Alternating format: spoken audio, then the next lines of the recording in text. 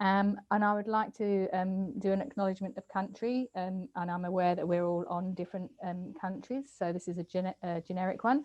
I'd like to begin by acknowledging the traditional custodians of the land on which we meet today. I would also like to pay my respects to elders past, present and emerging.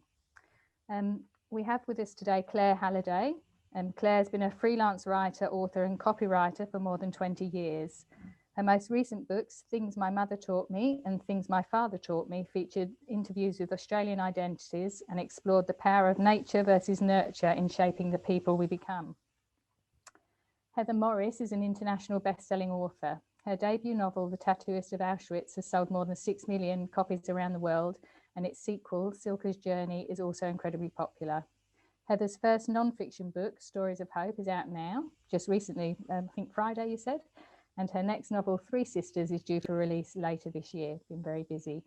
I think we've got quite a few guests already signed in, so I think we might pass over to Claire and start, and we will admit people as they come into the waiting room. So over to you, Claire. Thank you. Thank you. I just want to say thank you to the library for hosting this. It's great to be able to speak to regional audiences, and that's one thing I guess that the COVID has given us. I will just make one correction, because Stories of Hope did not just come out on Friday. It's come out a while ago, but I'm sure Heather can fill us in on the exact date. Heather, when did it come out? In October. October, but she has got a new book that's coming out later, and we're going to talk a little bit about that at the end for all the Heather Morris fans. Yes, we are here to speak about Stories of Hope and her other two amazing books, but we're going to give you a little taste of a new book that she's got coming out too.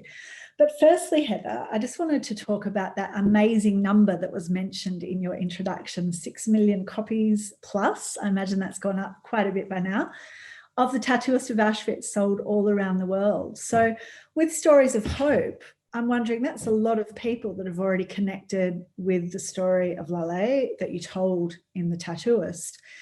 What can they look forward to in Stories of Hope? What can they look forward to about learning about your special relationship with Lale in particular? Because that's definitely an attractant to get people reading your book, isn't it? Well, it is. And first, I'd like to thank Latrobe Libraries too for inviting you and I to have this chat tonight. And of course, as always, thank you, Claire. I love chatting with this lady. But what will you get out of Stories of Hope about the tattooist? Well, the story behind the story. Tell us more. What is the story behind the story? This is me now having the chance to share with the readers of Lale's story my relationship with him, and how he and I, for 3 years, connected, how we came to get this relationship that enabled him to be able to tell me those most ghastly, deep, innermost traumatic events that he had both experienced and witnessed, but also a lot of fun. He and I had a lot of fun. We were friends for probably a good 2.5 years before he died. And so that friendship led me to being his date, as he called me, his girlfriend. And I share some of those incredible stories with you in the book, and Stories of Hope. So was the inspiration to writing it to be a companion piece? Because I know I've heard you say before that you get a lot of contact from people all around the world who've been moved by the book. The book's touched them. It's resonated with the story from their family. Were people actually sort of asking you for this companion piece? Did you write it as a companion piece, or was there more to the motivation of Stories of Hope? Yeah, it just kind of evolved, that it went that way. It came about because, well, folks, what it's about is the art of listening. So I just use my relationship with Lale and my family and other people that I've had contact with to talk to you about how if you just shut up and listen, that is the only time and the only way you'll ever learn anything. And I don't mean academically, I mean learn about the people in your life. You might think you know them, but there's a fair chance that there's a lot to them that you don't know. And I was sitting in a hotel in Košice in Slovakia with my publisher from London, and we were there doing the research for Silke. And we'd had this amazing day sitting in an apartment right next to the apartment that Silke and her husband had lived in for about 40 years. And throughout the day, people were coming into that apartment.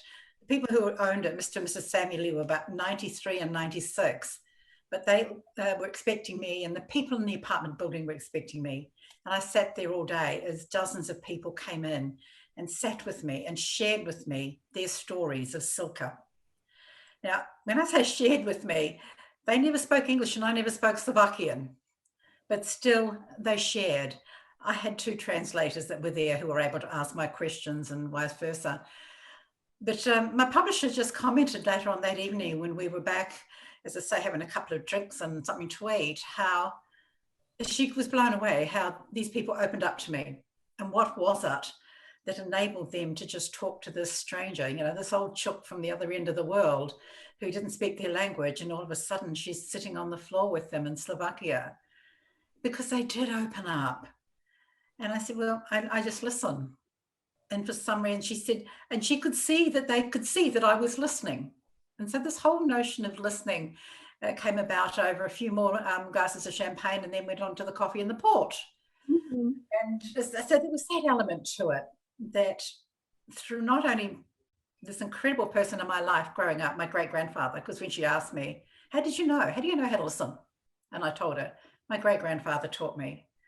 But then I ended up working in a profession and in an area in a major hospital here in Melbourne, Monash Medical Centre, where I was required to listen. Nobody comes to the social work department of any hospital because they're having a good day. Mm. You cannot help anybody who is currently going through a traumatic or tragic time in their lives if you do the talking. So there was that element to it. And of course, all these amazing people that have come into my life. And you touched upon it too, the number of times, and I was hearing this as much from my publicists and people who were with me when I was giving talks. They would say to me afterwards, I can't believe the number of people who came up to you afterwards and said the comment, I regret that I never spoke to my mother, to my father, to my grandparents, to my sibling, and now they're gone. Why did I have to hear about my mother at her funeral? And so this was something that was just being said time and time again in every country that I was in. So there you go, 3 reasons. Okay. Now, you mentioned your great-grandfather, which is obviously a big inspiration for this, like you said, because he taught you how to listen. What I loved in Stories of Hope was finding a little bit about your backstory, because you're sort of quite a private person in that, you know, you don't see many articles about Heather Morris. We don't know much about how you got to be the Heather Morris who wrote this amazingly internationally best-selling book with the tattooist.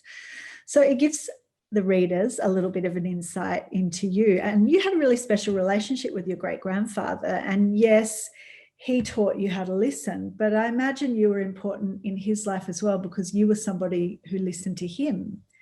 And he was somebody who listened to you because you felt like you weren't being listened to by some of the other people in your life, including your own mother. Tell me what made that relationship so special with your great-grandfather. Why was it so important to be taught those things from him? Because listening and being listened to is a two-way street. And I did not have in my immediate family, my parents or my grandparents. I only had one, my grandmother. My dad was from Scotland, so I actually never met his parents. But yeah, there was no listening going on there. You know, it was an era where children were to be seen and not heard. We were just constantly being told, just go outside and play. If you dare walk into the room and there were 2 adults talking, you were accused of earwigging and, you know, run along. But this one incredible old man who lived 2 paddocks away from me growing up as a child in rural New Zealand, I think he felt sorry for me because I was the only girl with 4 brothers, I think. And that's how it started. But he started talking to me. And then I found myself every afternoon after school stopping off 2 paddocks from my own home to sit on the veranda with him. And yeah, look, he told me all about his life. And I doubt he told any other living person, including my great-grandmother, all those things that he ended up telling me. And it was an amazing life. You mentioned before, you know, the regret that people can have when they don't find out the stories about their mother or their grandmother. What did you find out about your great-grandfather that, as you say, he might not have told anybody else? Because he was connected to some pretty impressive sort of events in history. Well, yes, and while the family knew a little bit, they knew that he, as a young 16-year-old lad, had found himself on a boat out of Auckland Harbour and getting off that boat in South Africa with his horse to go and fight supposedly in the Boer War in South Africa. That was a BYO horse, that particular event. That's amazing. Well, it was. He and his brother, his older brother was legitimately there. But he was seen by, well, his Lord Kitchener, General Kitchener, whatever and phrase you want to give him, the British military general who was the guy running the Boer War from the Brits' perspective. And he came to meet the New Zealand young men. You couldn't even call them soldiers. They had no training, but these young men from New Zealand, and he turned up to greet them when they arrived. And he just happened to walk past and see my great-grandfather and go, "Oh, how old are you?" And he confessed he was 16. And at that point, Kitchener took him out. And he, for the next 2 years, was his boy, shall we say. He never saw active duty. He would not allow that. And he just went everywhere Kitchener did. And Kitchener wrote letters back to his parents. So him telling me about what he saw and witnessed as this young lad trailing behind Kitchener at this incredible point in history. Whether you agree with it or not, they should have been there. That's beside the point. And I don't make judgments on like that. Just like I don't make judgments on any stories I tell. First rule, do not judge, folks. Do not judge. And so that, and then his connection with the Maori tribes that lived around us in New Zealand, he was really integrated with them. Well, we all were by virtue of where we lived. But my gosh, he lived to be 93. So there's a lot of years there, folks. So I won't go into them all. Now, I want to talk a little bit about that sort of not casting judgment when you listen. But first, I just wanted to pick you up on something that you said about, the fact that your great-grandfather, you think, hadn't really told people these stories. Then he told them to you. Now, in a way, you're passing those stories on through talks like this, talking about stories of hope, what you wrote in the book.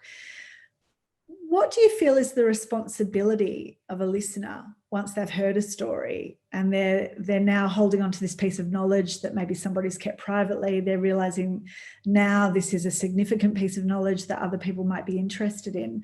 How do you balance the responsibility of maybe sharing something that could benefit other people to hear about and keeping things private? In that case, he was telling you.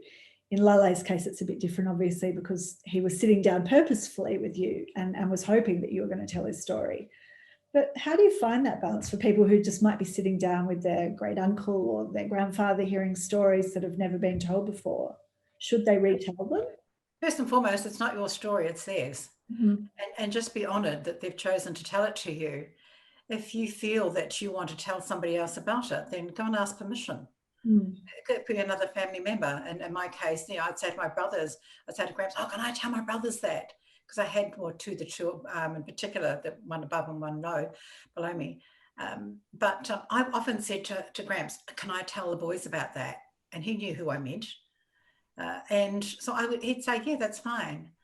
But I know from talking to my siblings and cousins of my generation that they never heard any of this. Whether the generation before us, my parents, they knew a little bit because he told me they weren't. He said they're not interested.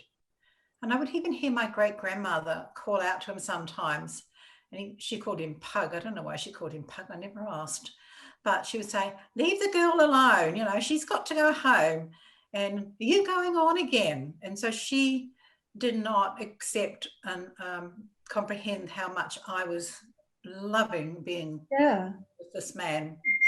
She wanted him to in a way, she was diminishing his story by, saying, "Are you going on again?" And people can have a way of downplaying sometimes what people are trying to tell them and not really listening to it, like you said. So the story of Lale is... It's not your gossip. It's not your story unless you've got permission to share it. Yeah. So I wanted to talk about Lale again, because you mentioned the fact that, you shouldn't cast judgment. You never cast judgment when you're listening to a story. Yet Lale had held on to his story very privately because one of the things he was worried about, I guess, was that people may cast judgment on how he survived as he did. So how did you convey to him that yours was a judgment-free listening zone? How did you make him feel comfortable that he could tell his story to you and you weren't going to make any disparaging comments about what he may or may not have done. Yeah, well, here's the thing. Lale told me many things that I have not shared with you. If he said to me, please don't write this, or please don't tell anybody this, then that has been totally respected. And so there are things even about him that I will take to my grave, because he was very clear on that. And when it comes to telling his story, it just came here, get your grammar right. Where's an editor when you need one? Slackers, they're not working. I'm relying so much on them these days. It's just, yeah, it's not fair. But yes, when it came to writing his story, of course, I was sharing with him what I was writing and getting his approval. And while he never got to read the novel, I did write his story, as you know, as a screenplay. And he read many drafts of that and corrected many drafts of that. And so the novel is my adaptation of my own screenplay. So I have no hesitation whatsoever in saying that this is totally authorized by Lale, because of having already, read at least a document in a different format. But what he said to me, if he said, don't tell anybody that, then you're never going to hear it, folks. It's simple as that. Yeah. What I also loved about Stories of Hope is it's not just you sharing stories of Lale and sharing stories from your own life. You're sort of delivering a little bit of wisdom, a few tips. You're not portraying yourself as, the be-all and end-all expert on the art of listening, but obviously you've got a pretty good track record for doing it. And so you do share a few tips. And you mentioned before about that idea of, stories being lost. And what I loved in Stories of Hope was the little prompts and sort of tips you give to people of ways that they can maybe dig into a story that they may not have otherwise thought about. And you mentioned about, going to someone's house, you might be really familiar with it, you think you know this person, but there might be a photo on the mantelpiece or a vase or some sort of ornament, and you've never asked that person where that came from. And then once you ask that question, it could prompt this whole story about who gave it to them, where they got it. Tell us about some of those prompts and how they can help people who might be listening tonight, who maybe want to dig into the story of a relative who they think might be, just ready to talk a little bit more about their own history. Absolutely. And I'd love to know what's the story behind that rabbit behind you. Well, I just actually like the look of that. So that's not a very exciting story. And I love supporting little small businesses. So I guess that's the extension of that story, because I like looking in little local boutiques and finding funny little things that have come from some local designer. So aside from that, it's not that exciting. But there is a story there. There's a story. Yeah, that's what I'm getting at. And if you think about a relative who you've been visiting for years, decades maybe, and as Claire said, that you have been walking past and seen either a photo or a knick-knack on the mantelpiece, it's there for a reason. It's there because generally it means something to the person who placed it there. Just like that rabbit means something to Claire. She wants to support, local artists. It's normally filled with flowers too. He's a bit naked today, the rabbit. But I could see him with a daffodil coming out. Yes. That's what I'm getting at. Take the risk one day. Don't do it when there's a room full of people and you're walking past your grandma and there's a party going on, and pick up the mouse and say, hey, grandma, can you remember where you bought that? Wrong time, wrong place. But if you really want to know something about someone who's important in your life, you've got to find the opportunity to just start the conversation. And that's all you're doing initially. And yes, and about page 2 of Stories of Hope, I have my very clear rider. I bring no qualifications. I am no expert in anything, any way of telling you how to lead your life and how to get to know people better. All I can tell you is what worked for me. And that's it, pure and simple. Well, now that you've given us that qualifier, so, you've absolved yourself of any legal issues of people trying to sue you, not giving them the right listening advice, what other tips have you got to share besides the prompt one? What's some of your other favourite listening tips? Oh, look, let's go down to listening to children. Mm-hmm. I love that, because all too often we think we're listening to them and we're not. And come on, I've had 3 kids and it's great trying to listen to them when they're little.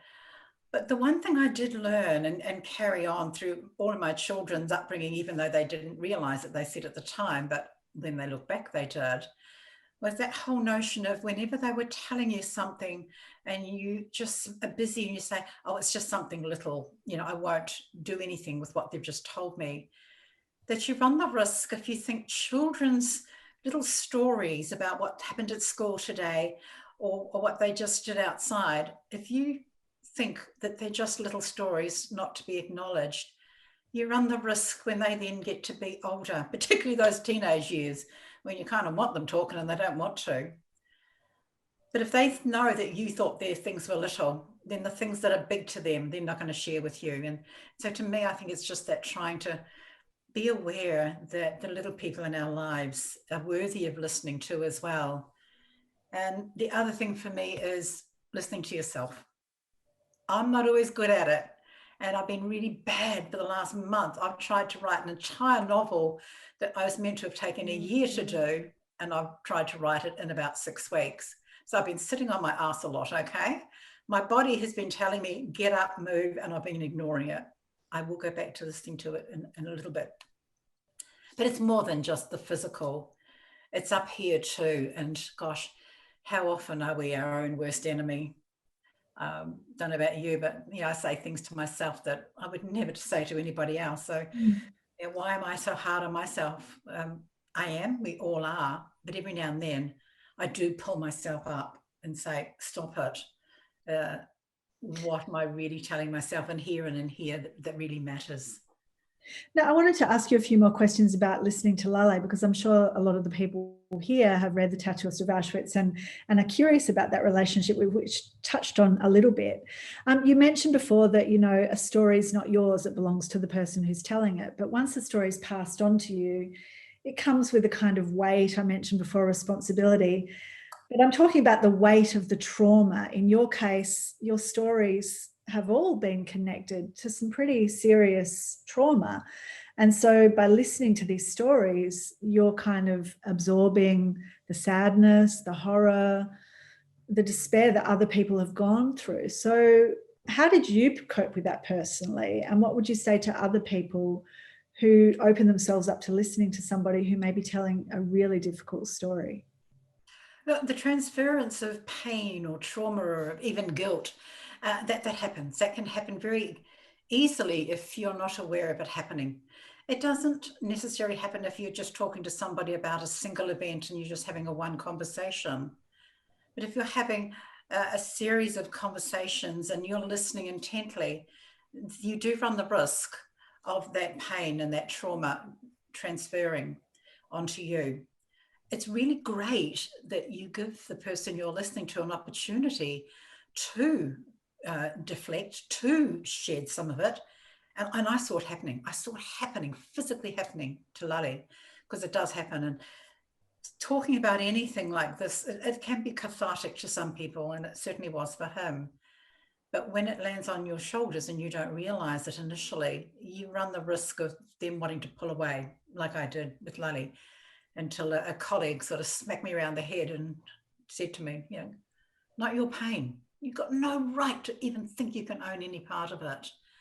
So I had to find a strategy that worked for me, not to let that pain and trauma, as it left Lale, it sort of almost get to within about a foot of me and put a wall up, but not a wall that he could see. So that becomes the art of listening, is to have that come in without it being aware to the other person that you're not taking on board what it is. And for me, it was being able to go home to my family after I'd been with him and not be down and depressed and sad. And that was what was happening. So in the end, I just would leave him, drive around the block into a quiet street and sit there and just sit quietly for 10 minutes. And that whole self-care, that whole listening to yourself. But I'm talking about, you just get centered. And it doesn't take long. It didn't take me long, 5-10 minutes at the most. Be able to just get calm, think the good thoughts, think about Lale, and then think about my family, the other people in my life who I was going to go home to. And what about with Silke's journey? Because I guess it's different in many ways. With Lale, you were listening to a real person and he was sharing terrible stories with you directly. but then you still had the positives of the friendship you had with him, and the laughs and the fun and the other things you talked about and did together. But when you're researching a story like Silke's journey, you don't have the benefit of having a real person directly telling you a story, but you've still got the same sort of immersion in, you know, some pretty bad stories. And I imagine in that case, it was a bit overwhelming to sort of absorb the way a whole lot of people were treated, and the plight of women, and women as sex slaves in, you know, as weapons of war. And tell me about that and how you did apply self-care to not let those broader issues get to you. Oh, look, it wasn't easy, that one. Actually, I was angry so much of the time reading the research that it was coming to me from Moscow. I had a professional researcher there who was sending me photos, documents, testimonies, all kinds of material about Vorkuta Gulag, where Silke was in. And none of it was pleasant, none of it. And yeah, I was angry an awful lot. Apparently, I yelled at the husband and the cat quite a lot. And that did help me, didn't help them. But deserved it. And the cat just did what all cats do, which was, you know, turn your back on you and walk away. But yeah, they're not having that outlet took me longer to settle down. And then when I was writing it, I'd get angry all over again. And the only thing that I had going for me was I already knew that Silke had gone on and had a long and happy life in her home country of Slovakia, and had lived to an old age with the man that she met in that gulag and fell in love with, and then subsequently to go and meet her friends and neighbors of decades and hear about her. That's what helped me immensely there, that she had a good life. It was, she was not defined by all this horrific torture that she endured, if you can say, for over 13 years. She did not let that define the woman that she became and who she was. Quite the opposite. Quite the opposite. It was almost like a suck it up to them. You know, I'm going to have a good life. I don't care what you so-and-sos have done to me. And she did. She did, folks. Now, we were primarily talking about stories of hope, but obviously you can't talk about stories of hope without the first two books, The Tattooist and Silke's, because they all feed into it. They're all part of the motivation for you writing it. And obviously there's a common theme with all three books, which is hope. And that's what seems to have resonated with so many readers around the world. Why is that word so important to you? And why do your books have that as the theme? Because hope is what makes the world go round. And that sounds, you know, trite and like as if I can just throw it out there without anything to back it up. But I can back it up. I can back it up with the thousands of emails that I've received from people from so many countries. I can back it up with stories of which I share every now and then with you and others, of emails that people have written to me telling me what reading Lale's and Gita and Silke's story has meant for them in a bad time in their life. You know, I sat in a prison in London with 100 really naughty, bad men, a maximum security prison. And I was there because half a dozen of them read Lale's story and totally got caught up in it and started telling other prisoners. And through just a whole series of events, I ended up there for 3 hours with 100 of these men. 100 out of 1,500, 700 had wanted to be there. And so with them, with the young children or young adults, 16 to 26 in a drug rehab center in New Jersey, once again, they read the book, they write to me. And these are just two that I've visited, but there are, you know, I think I can safely say thousands of people, and they all use that same word, you've given me hope. And so that's how I say I can talk about hope and know that it is what makes the world go round. That must be an amazing feeling to know that you have had that impact on people. Now, you've described yourself rather self-deprecatingly earlier on as an old chook who just, you know, wrote this book. But what impact has all this had on this old chook? How's this changed your life? I mean, obviously, you were traveling overseas, not so much these days with the COVID, but, you've immersed yourselves in these amazing stories with such historical value. You've learned a lot. You've been introduced to all kinds of people, I imagine. What can you tell us about Heather Morris, the old chook, and how her life has changed in the last couple of years? I got an awful lot of frequent flyer points. But yeah, leaving that aside. Yeah, of course it's changed. How can I not be changed by the honor of being asked to speak to people in so many different countries, from South Africa to throughout Europe and of course the States and here, and to have them tell me what the books have meant to them. God, some nights I just shake my head and I pinch myself, and then I go around and I see my grandkids and I walk in the door and I get asked to change the baby's nappy. And trust me, that's very grounding. And that would happen today. Mum, can you look after him while I go and get my hair done? Yeah, sure, honey. So, yeah, it's a dual life, but I don't think that, I haven't changed. My circumstances have changed and the people in my life certainly changed. And I'm just so grateful to each and every one of them that tunes in like you are today. And hi, Gav, good to see you. And I'll keep doing it as soon as Qantas gets back in the air. And my arm's out already for that vaccine. Bring it on, folks. Come on. And yeah, I don't know, Claire, it's a toughie. How does your life change? I bought a vacuum cleaner and I call it my Qantas vacuum cleaner because I bought it with frequent flyer points. Well, there you go. And one other thing that all this contact has given you is also the inspiration for your next book, which is coming out, just announced on your social media towards the end of the year in October. So this is another case where somebody read The Tattooist, it resonated with them, it made a connection with them, and through that they reached out to you, tracked you down, found you, sent you a communique and told you this little germ of another story, which instantly you recognised as something incredible. So tell us about your next book and how that all came about.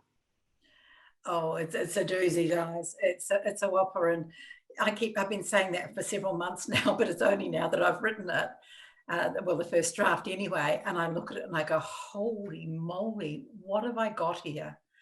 Because it was only when I started bringing together all the testimonies of the people involved and all my notes of having spent time with these two incredible ladies in Israel. They're now 95 and 97, guys. And thankfully, they've both had both their COVID jabs. So between them and their families in Israel and one family member in Canada, that even I am starting to get excited and blown away by the story that I'm going to be telling you. Yes, story of how they found you. Didn't they just see the book and they recognized something of the numbers?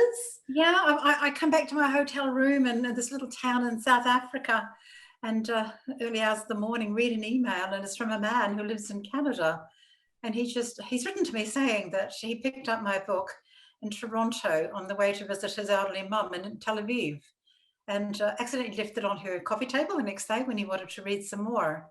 And his mum walked past, looked at the cover, because Canada have the same cover that we do in Australia. And she looked at the cover and said, that must be about Lale and Gita.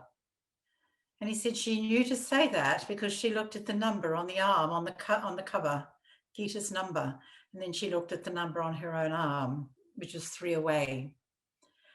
And from that one email that I read early hours of the morning in South Africa, 18 months ago, the story of 3 sisters. They was 15, 17, and 19 when they were taken on the same train as Gita. They came from the same town as Gita in Slovakia. 2 of them, they were there the whole time from April 42 until January 45, separated by the one in the middle, Magda, the 17-year-old who wasn't taken. And then she ended up there, and how they found her. When you think of the hundreds and thousands and the tens of thousands of people at any one time that were in that camp, and they found their sister 2 years later who had just come in. And to then be together on that death march. And gosh, I really enjoyed writing that, if you can say enjoyed, because these young girls, they're still just young girls, young women, how they survived the death march and what they did and where they found themselves, story in itself. But I think I've been surprised at just how much of it now is going to be playing out in Israel, because these young girls, when they got back to Slovakia, once again rejected by their own country, 2 in the beginning, another 2 left initially. They decided to become freedom fighters and go to Palestine at the birth or the creation of Israel. And the other one followed only about 4 or 5 months later.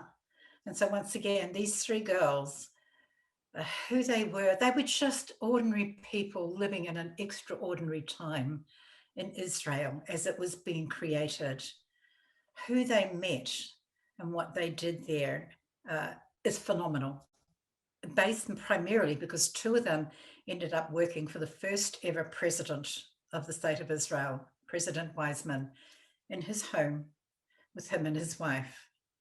And the significance of the people that they met during that time, well, one in particular who was there the longest, and I'm talking about Helen Keller, all these other different politicians from around the world who came in. Henry Ford, who came over when the president was made president, and he delivered a limousine from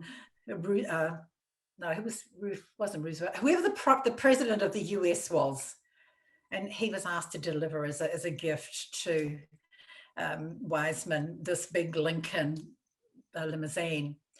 And how Livy, who's one of the girls, she was living in a goat house. That's all she had to live in. Their friend kicked the goats out and gave her the goat house for her and her new husband to live in. And how Mrs. Weizmann, whenever she was working late, would say to her, she'd go to the driver, the president's driver, I can't pronounce his name, it's all written down though, and say to him, run Libby home. And he would leave the presidential palace in Rehovot, where they lived, and drive her to the goat house so many times. And only a couple of days ago, they finally found them, some wedding photos of Livy and her husband, Shmuel. And there is Mrs. Weizmann, the first lady of Israel, standing there beside the bride and groom. And I have 2 amazing photos of these women. These are significant periods in the history of the early days of Israel. There's no fighting, there's no military. It's just these young people from all around the world fleeing, having been already victimized, now creating a new life. And I'm getting carried away with it because I did not appreciate until I started writing it just what I had. Now we're going to be able to go to questions. I'll go on. Very excited. I've teased them with some photos. Here's the wedding. Look, I'm going to tell you guys, okay? Here's the wedding gift, photos of the wedding gift that the First Lady of Israel gave to this young couple who are living in a goat house.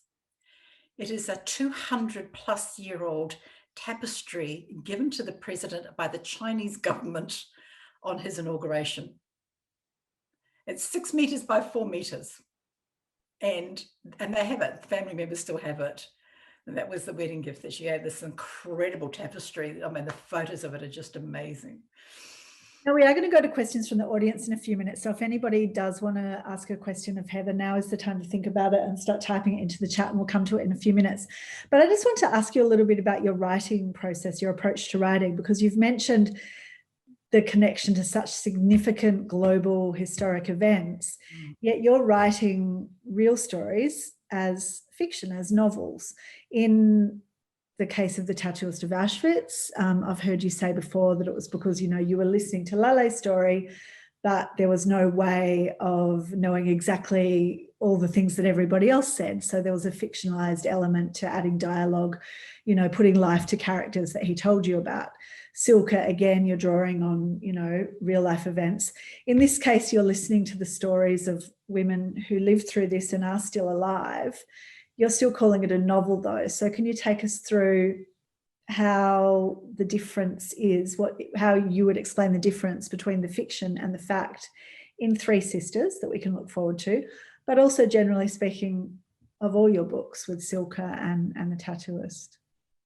Well, to write them any other way, which automatically people think, oh, it's a memoir or a biography, it really does restrict the way I write, because I can't have those conversations in.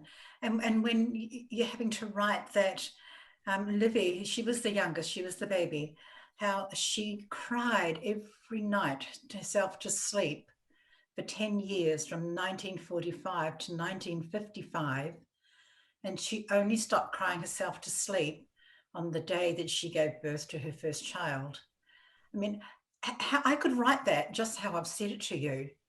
But if I can write that over several phases of her crying herself to sleep the first time with her sisters, and then when she's in a hut in Israel with these other strange girls, and how they wake up her sister Magda and say, what's wrong with Livy? Why is she crying? Oh, it's okay. She cries herself to sleep together. Her husband racing round to her sister the next day after their wedding, thinking he's done something to upset her. I mean, isn't it more rich and more in your face to be able to hear that in dialogue? For me to be able to say, you know, Shmuel saying, what have I done? She's crying. Because she did cry for the next sort of 3 years of their marriage. And to be told by her sister, oh, don't worry about it, that's just Livy. She cries herself to sleep every night. So that's what I like to do. I want to tell you these stories, and I want to not just say it once, I want to repeat it so that you understand the significance of it. It gets drilled into you too. Why? Now, I don't know if any of you, if you want to look at my website, there's a 2-minute clip we've put up there of Livy. She made that only 2 weeks ago. So I've got film clips of her, but the people in London, my publishers, they Zoomed with her and her beautiful grandson. He's there beside her, and you'll see every now and then his arm come around her to comfort her. We've got about 35 minutes of her, so we've released the 2-minute grab at the moment. And we'll release more bits as the months roll on. But when you see her, this beautiful 95-year-old lady, telling you how every night when she goes to bed in Birkenau, still to this day. Now, I could write that, but in those few words, but it has more impact, I think, if I can write it in the fictionalized sense that I do. Yet here we are talking about Stories of Hope, which is your first book of nonfiction. So did you enjoy that writing process, or do you really prefer the fictionalized way? Yeah, I'd rather write about other people than me any day of the week. Trust me. Truman, yes, you're right. I've got it right in the book. Okay, thank you, Robert. I've got a picture of the car too, because it's on display even to this day, still in the presidential palace in Rehoboth. I'll go there next time. But so, what was the question?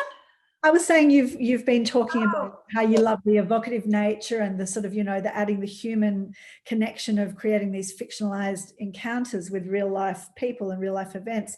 Yet here we are with Stories of Hope, and it's just straight out nonfiction. Did you find that harder or easier or different, not as fun? It wasn't as much fun, never as writing about yourself, except for the bits when I was being able to write about Lale and tell you about going to the movies with him and all these, some of these incredible little anecdotes I do share.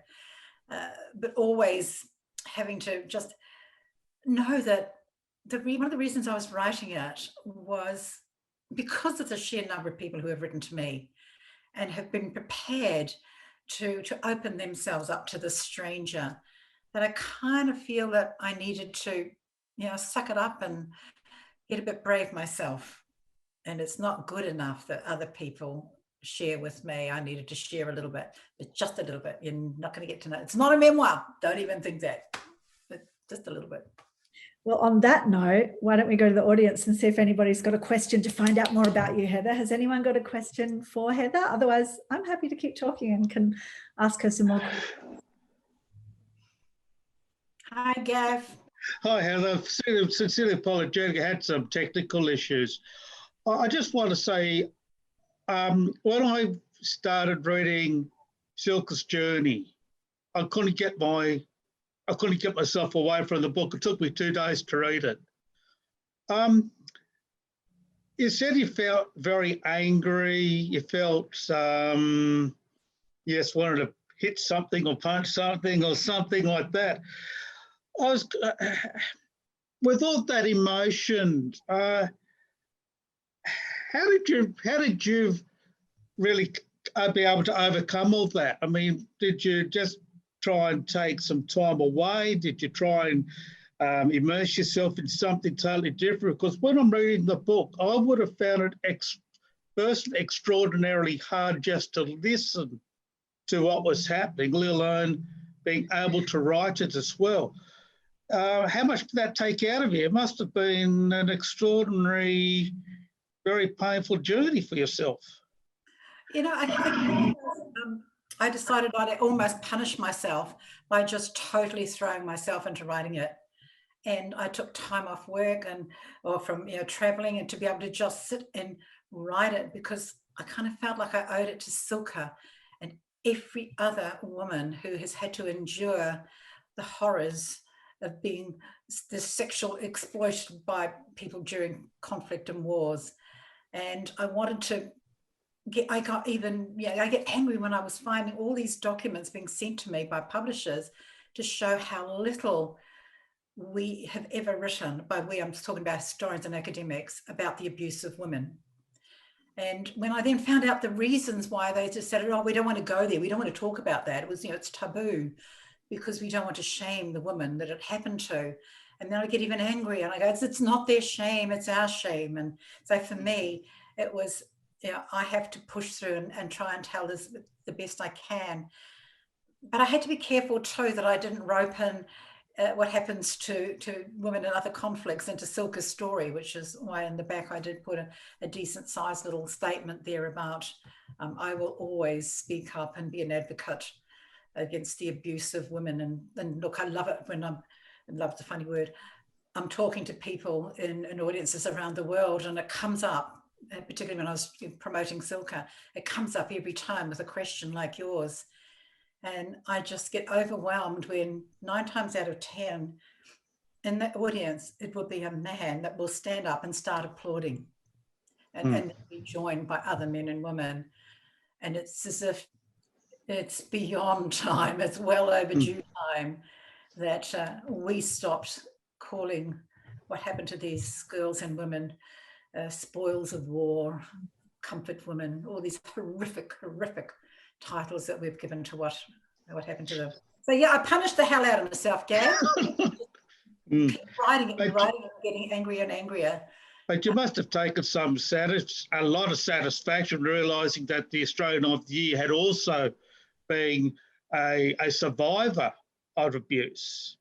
And how did that make you feel? Was there some sort of connection regarding something like that for yourself? Well, there was a funny thing because a couple of years ago, and the Me Too movement was sort of fairly sort of newish at that time too. And so here you have all these educated celebrities coming out saying, this is what's happened to me, and this whole movement that was created.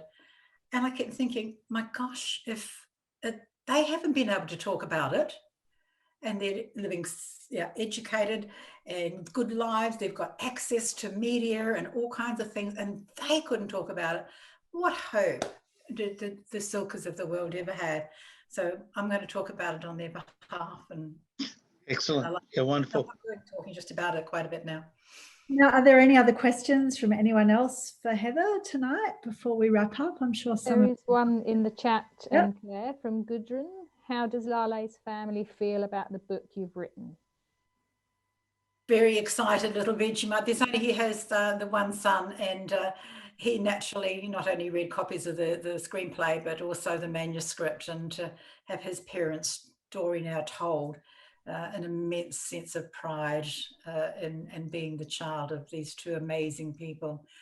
But he also knows that, like all other children of survivors, there are millions out there now, and there are millions who were never born as a result of the Holocaust. And so we temper our excitement about the success of the story by knowing that so many did not survive, and so many did not have good lives who did survive because they never got over it.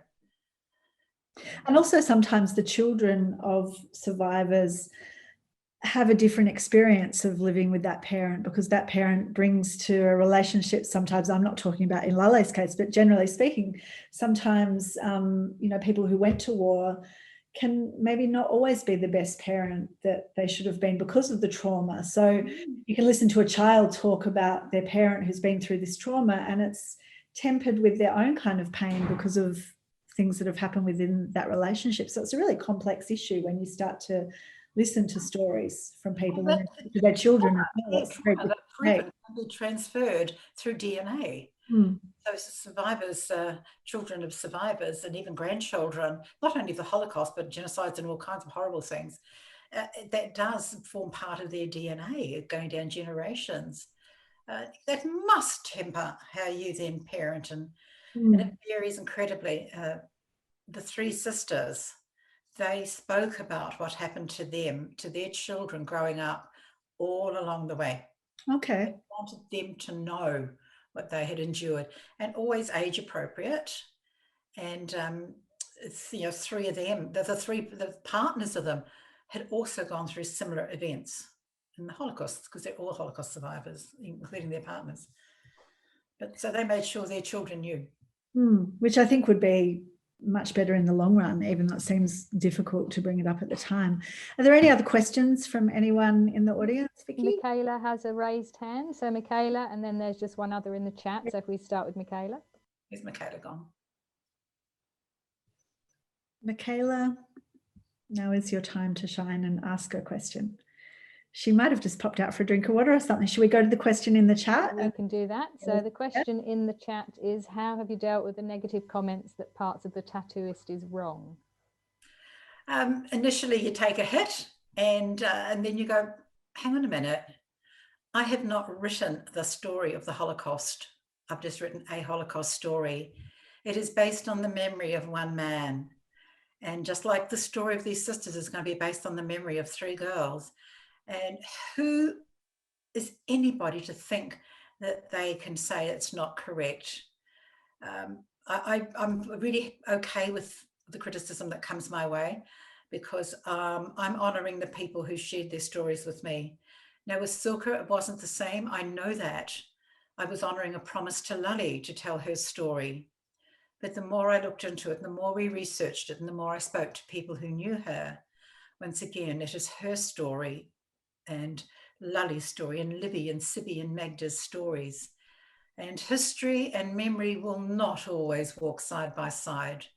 But when they do separate, I'm going to go with memory every time. Because did you know that in Hebrew, there in fact is not a word for history? The only way stories in Hebrew are shared are by the telling of it, is through the memories of the people who lived them. I found that out a little while ago. No, Michaela says that her mic